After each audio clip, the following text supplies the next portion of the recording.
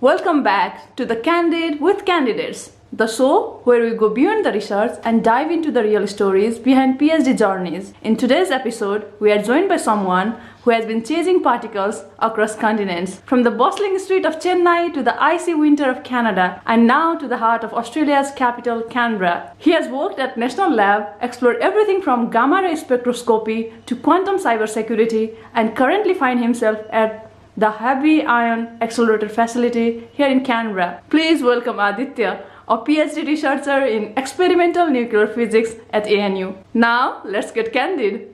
Aditya, welcome to the show. Can you start by introducing yourself? Thank you for having me. My name's Aditya. I'm from Chennai, India, and studying experimental nuclear physics here at the Heavy Ion Accelerator Facility with the Department of Nuclear Physics at ANU. Before this, I did my bachelor's at the University of Waterloo in Canada, and then I spent a couple of years working various research jobs, and of which I found nuclear physics the most interesting, and then I decided to come here to start my PhD 2 years ago. How would you describe your PhD in one word? I would say multifaceted. Yeah. So was there a moment in high school when you knew, yes, physics is my thing? Not really, to be honest. So I was in stream I was in was like a biology stream, and this was typically taken by students who aspired to go on to medical school. So I studied like physics, chemistry, biology and mathematics in high school, but so I really ended up picking physics out of like process of elimination, and I found out over the course of that those 2 years that biology wasn't for me, and I was absolutely disastrous in a chemistry lab. So it's sort of like I gravitated towards physics, and I think like a lot of the questions I would ask myself, or a lot of the things I was interested about, was in like how the universe works or how things work. So I naturally gravitated towards physics, and I thought maybe it's worth pursuing this as a future career. So. Wow, that's interesting. So moving from Chennai to Canada is a big leap. What made you choose the University of Waterloo? Yeah, this is it was like quite a leap. I wasn't even sure I was going to go there, but I wanted a different experience, and Waterloo was very appealing to me because they have what's called a cooperative education program, and basically what that means is we have semesters here at ANU, so it's 6 months. In Waterloo it's split into 3 terms, so there's 4 months each, and the way you do it is you alternate study terms with work terms. So you would study full-time for 4 months, and then you would go on and work full-time for 4 months, and then you would come back and study for 4 months, and then you would repeat this for 4.5-5 years or whatever. And so I thought this is one, you get international experience, you get to earn money while you're studying, and you're also building your CV. So I thought this was like it's something that's very unique to Waterloo. I think there are other universities that also have similar programs these days, but that's what made me want to go there. Yeah, that sounds so exciting. So physics and astronomy, what pulled you into this combo? I think it's quite a natural sort of bundling of disciplines. I think most people who end up passionate about physics, at some point they sort of look at the stars and wonder. Astronomy and astrophysics is always like very interesting, and so I particularly like some of the aspects of observational astronomy, and I wanted to try my hand at them. But at the same time, I wanted like a more deeper understanding of how the world works. So that's like you can't do one without the other. So that's why I wanted like a thorough grounding in physics as well. So you mentioned that you also like had work experience while studying, right? So how did that shape you? Yeah. So like the first ever job I had was with the biophotonics research group at Carleton University in Ottawa. So that was when I was around, I think I had just turned 18, or I was about to turn 18 when I took that job. And it was like the worst winter of in a very long time. It was like minus 25 like every day, and then I would have to take like a bus for 30 minutes every day to get to the lab. But it was like very interesting work, and it was like my first real sort of research job. They do some great work. They do what's called Raman spectroscopy, and they try to use that to improve things like cancer diagnosis, or so they take biological samples and then they try to obtain like the Raman spectra from it with like a in-house setup, and then they use that for various applications, mostly medical and in diagnostics. So that was like a very interesting experience. And then for the next work term, I ended up going to Triumph, which is Canada's National Particle Accelerator Lab. There I worked on gamma ray spectroscopy. This involves like analyzing experimental data, helping out in the lab, building like detector arrays, and doing all sorts of things. And after that, COVID struck. So for my final work term, I worked remotely with like a quantum cybersecurity company called Evolution Q, which was spun off by faculty members at Waterloo. You explored quantum cybersecurity and biophotonics, right? Mm-hmm. So were you trying out different scientific flavor, or were you genuinely... Yeah, so this is, I did not know what sort of sub-discipline I was interested in, or if I even wanted to go into research. So I just wanted to get a flavor of as many like disciplines as possible. I always knew I wanted to do experimental science rather than theoretical science. So I had that much going in, but I did not know about like the various branches of physics. So I tried to get as much of an experience as possible, and in the end I think I found like nuclear structure research most enjoyable. So and I decided like, okay, this is worth pursuing further as a career. From Canada to Canberra, how did ANU enter into the picture? Yeah, so while I was working at Triumph, we had so people at ANU were mutual collaborators, and so I got to know about ANU from some of the people over there. And when I started applying for a PhD and looking around for various positions, I spoke to my current supervisor, Dr. AJ Mitchell, and then he pitched this project that I'm working on right now, and I was absolutely fascinated about it, and I thought that it would be like a very good fit to come here and work and also get to experience like a new country, a new culture. Part of it's about wanting a different experience. Part of it is I really like the project that I spoke with my now supervisor about. Lab here is very unique. So the Heavy Ion Accelerator Facility is it's the only particle accelerator in Australia that's used for fundamental nuclear science research, and I think it is also the largest accelerator in the entire southern hemisphere. And students are involved in all aspects of the research that is done here. So we are taught to run the accelerator, we're taught to design experiments, we're taught to set up for experiments. And so it's like it was important to me to build those sort of lab skills, and I think there's no better place than the ANU to do it at. All right, so what has been the biggest academic or cultural difference you have noticed between Canada and Australia? Oh, it's the weather, isn't it? I cannot stand the winter. I have to stress this. This was also part of the reason why I decided to move. Vancouver is a beautiful city, but Waterloo, like the winters were absolutely brutal. You'd have like -20 is like a regular occurrence over there, and there's like a lot of snow, and I could not acclimatize to that, especially as like I come from Chennai, where like it's 40 degrees is very normal, and that's what I grew up in, right?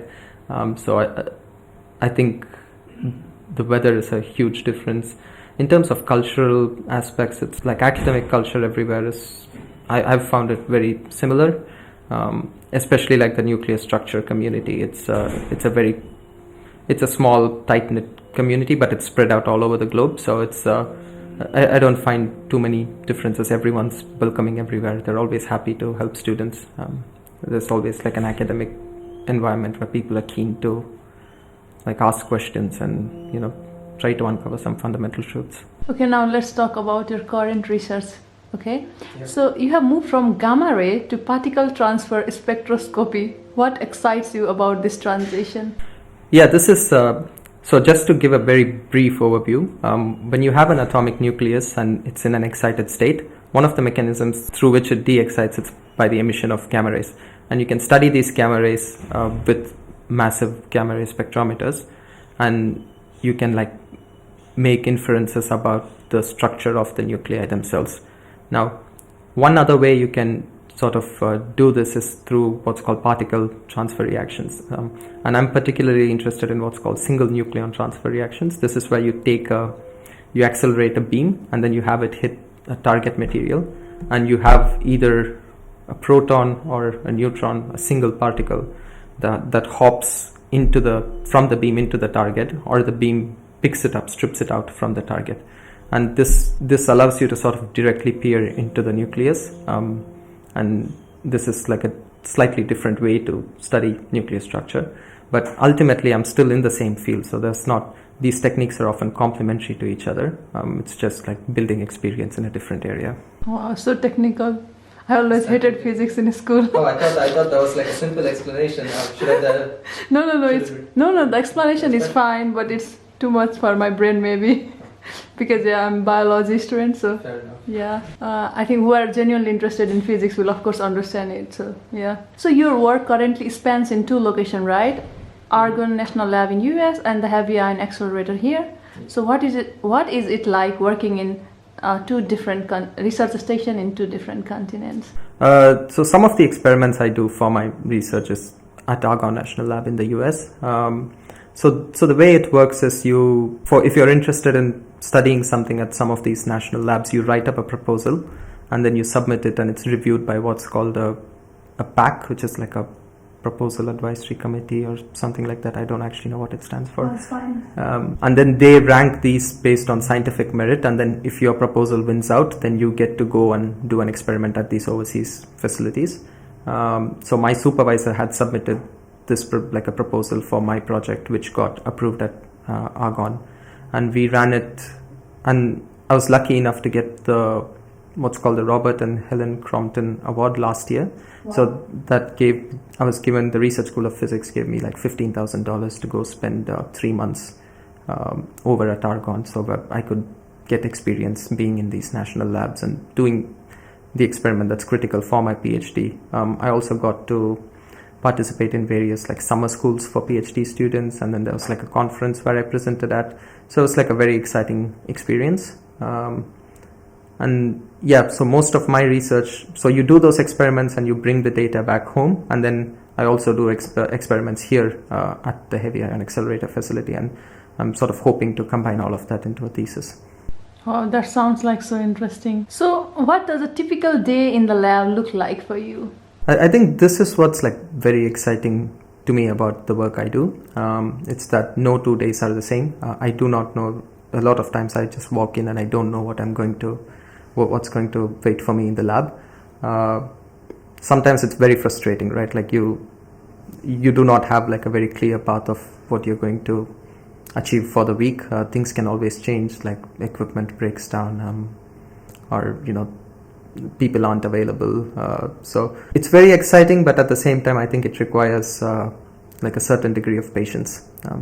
So I would say that a typical day in the lab would maybe be like, maybe I go in, I test my detectors and collect some data. I'm not really sure. I don't think there's like a typical day at all. Yeah. Okay, so every day is unexpected. Yeah. Okay. You ever had a moment where an experiment did not go as planned and taught you something big? Yes, so the experiment that we attempted last year at Argonne, this was the first ever time that something like that had been tried. And unfortunately, so there were some issues with the way we collected the data, and we did not really, as we started analyzing it after the experiment, we realized we don't have what we need from it. And this was obviously very concerning, because you can always redo experiments, of course, but then the lifetime of a PhD student is 3.5 years, especially if you're an international student. Right. So I was very stressed, but I was very lucky to have the support of my supervisor and our collaborators, and luckily enough we were able to pull out enough information from the previous experiment to prove that if we redid this, it would work. And so earlier, a couple of months back, we reran that experiment, and now the data looks absolutely spectacular, and I'm hoping to get some exciting results out of it now. Wow, that's good. Now let's talk about the life beyond the lab, okay? So how do you decompress after a long day of nuclear physics? Oh, it's just hanging out with friends. I think it's important to make sure that you don't live your entire life in the lab and then come home and then you still spend time working.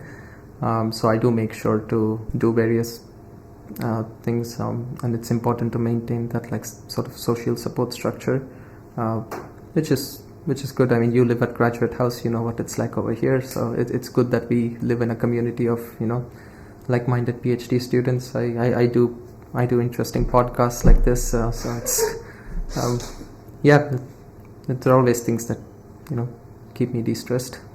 Okay. So what's something uniquely Australian that you have come to enjoy or still find puzzling? Or you can say both. Yeah, I think I quite enjoy the wildlife over here, but at the same time I'm quite scared of them as well. Like I'm really not sure. Like I still remember the first time I saw a kangaroo, I was one of the. Yeah, I was a bit scared, but it was also like one of the, it was like a very exciting moment for me because I'd never seen one. And then it was just like hopping around near Black Mountain, and it was surreal to see it for the first time. Do you miss anything from Chennai or Waterloo? Oh gosh, I miss everything about home. I think that the food, particularly my friends. Wow, you're being I said food before I said family, which is. It's okay. I missed the family and friends first, No, and then I missed that was your honest. Yeah, but no. Now. We can lie. I don't have to be truthful in this. Yeah, I miss a lot of things about home. I think this is one of the. I'm sure you get it as well, right? You've been in Korea. You've been here for a while now. You sort of have multiple. You're trying to live multiple lives at the same time, and it's quite challenging. Like you're changing, people back home are changing. Just society itself is changing. So it's difficult. I think but I mostly miss the people in my life back home. Of course, the food as well. So it's. And about Waterloo, nothing? No, Waterloo was it was a great place. I think I miss being able to. I miss roaming around like the campus at Waterloo. I made some great friends over there. So yeah, I miss the sort of life I had back when I was young. All right. Looking back, what would you tell 18 years old Aditya just stepping in Waterloo? I would say don't take yourself too seriously and try to have fun. Don't be afraid to put yourself out there. That's what I would say. What's something about doing a PhD people don't talk about enough? I think people don't really understand like some of the. It's sometimes very difficult to articulate why you're facing problems. It's something like you're working on something very specific, and at that point only you and maybe a handful of other people understand the problems you're facing. So it might be difficult to find the support that you need to keep moving. People may not understand that it's very challenging at times to get over those little roadblocks that you hit, but you eventually will. You have to believe that you will, and you sort of just have to keep persevering and pushing on. Do you see yourself staying in academia or trying something completely different after the PhD? That's a very good question. I think I would like to try my hand at making a career as a researcher. I'm still very much interested in nuclear physics and just sort of understanding nuclear structure. I don't think I understand it at all, even after a few years in the field and a couple of years into my PhD. So that sort of drives me, but it also keeps me humble enough to try to make this a career. So I do think I'll try to stay in academia, but it's obviously hard to find positions. So who knows what the future holds? Right. Future is uncertain always. So now let's make it more fun with our rapid fire round. Let's go. So just say the first thing that comes to your mind. Don't explain a lot, okay? That's the main theme of this round. So nuclear physics or quantum physics? Nuclear physics. Chennai food or Canberra brunch? Without hesitation, Chennai food. Best city you have lived in? I will give a little bit of explanation for this. Chennai is my home and I absolutely adore the city. But if I take the emotion out of it, then I would say Vancouver. Experimental physics is, complete this sentence. Experimental physics is hard and uncertain, but rewarding. What is your favorite scientific instrument? An oscilloscope. What does it do? It allows you to visualize waveforms. It's important for signal processing. Okay. One superpower you wish you had? Time travel. What is the last thing you Googled? What is the last thing I Googled? I think IPL. What is IPL? Oh, the cricket match. Okay. Okay. Dream experiment you would love unlimited funding for? Yeah, just my current detector. I suppose more money is always good. There are more things we can do. We can upgrade it in many nice ways. PhD in 3 emojis. You can just say and then I can put it later here in the video. Yeah, this is what I was going to look up, like the emojis and which ones would I use. Is it like my PhD you're asking about, or just like... Yeah, your PhD, of course. You don't know about others' experience. I can send the emojis to And you. you can send me the Yeah, it's like I know which one it is, but it's hard to describe. Okay, it's okay. You can send me and then I can just put it here. It's actually on my Instagram bio if you look at it. Okay. I have 7 emojis describing my PhD. Okay, but we just need 3 of them, okay? Take the last 3. Okay. Take the last 3? Okay. Yeah. I'll put this in the video. Aditya, so what's one candid truth about doing a PhD that you think everyone should hear? Ultimately, you're in charge of your PhD. You will have support and you can seek out support whenever you want it. But it's important to stay organized and stay focused on what your goals are and not be afraid to articulate them. It's also important that you know how to manage upwards and manage sideways to achieve your goals. And maybe some tips for the students who are like willing to start their PhD soon. Yeah, make sure the most important part of the PhD is starting. So make sure you do your research and you're very, very certain that this is the project you want to commit the next 3, 4, 5 years of your life to. It's worth taking the time shopping around and then committing to it, because it's a huge commitment and you don't want to get halfway into it and realize that you don't actually like what you're working on. So it's well worth spending the time to do some soul searching and then figuring out what you're passionate about and trying to pursue that. Wow, well said. Now lastly, how would you finish this sentence? I do a PhD because... I do a PhD because I'm interested in understanding in some small way how the world works. Wow, here we come to the end of this episode. Thank you so much for your time, Aditya, and all the best with your remaining journey of your PhD. And if you want to add something to the end of this video, feel free. Otherwise, we'll wrap this up. Thank you very much for having me. I've never done something like this, so you've done a great job getting me to talk this long.